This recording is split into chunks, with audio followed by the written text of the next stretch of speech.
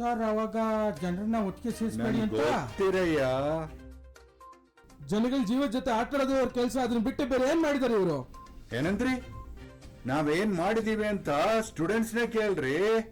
2 ವರ್ಷ ಕಾಲೇಜಿಗೆ ಹೋಗಿಲ್ಲದ್ರು ಪಾಸ್ ಮಾಡಿರೋ ಯಾವ್ದಾದ್ರು ಸರ್ಕಾರ ಇದ್ರೆ ಅದ್ ನಮ್ ಸರ್ಕಾರ ರೀ, ನಮ್ಮ ಸರ್ಕಾರ. ಸರ್ ರಸ್ತೆ ಗುಂಡಿ ಬಗ್ಗೆ ಮಾತಾಡಿ ಸರ್. ಏಯ್ ರಸ್ತೆ ಗುಂಡಿ ಬಿಡ್ರಿ. ಯಾವ್ದಪ್ಪ ಅದು? ಜಿಯೋ ಸಿಮ್ಮು. ಅದ್ರಲ್ಲಿ ನಮ್ಮ ಅಧಿಕಾರದಲ್ಲಿದ್ದಾಗ ಬಂದಿದ್ದು, ಅದೆಷ್ಟೋ ಜನಕ್ಕೆ ಉಪಯೋಗ ಆಯಿತು. ಸರ್ ಜಿಯೋ ಸಿಮ್ಮು ಅಂಬಾನಿಯವ್ರದಲ್ವಾ? ಅದು ಯಾರ್ದಾದ್ರೂ ಆಗಿಲ್ರಿ, ಅದು ಬಂದಿದ್ದು, ಅದು ಲಾಂಚ್ ಆಗಿದ್ದು ನಮ್ಮ ಅಧಿಕಾರದಲ್ಲಿದ್ದಾಗ ತಾನೆ.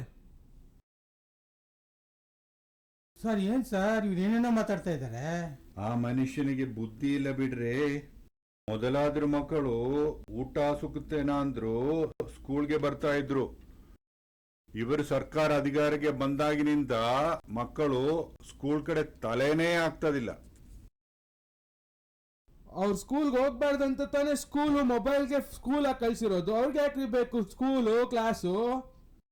ಸರ್ ಹಾಗಾದ್ರೆ ಮಕ್ಕಳಿಗೆ ಸ್ಕೂಲೇ ಬೇಡವಾ?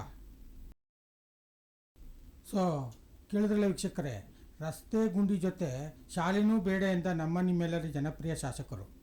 ಈ ಚರ್ಚೆಯನ್ನು ಮುಂದುವರಿಸೋಣ. ಒಂದು ಸ್ಮಾಲ್ ಬ್ರೇಕ್ ನಂತರ ಇಲ್ಲೂ ಹೋಗಬೇಕಾಯ್ತಾರೆ.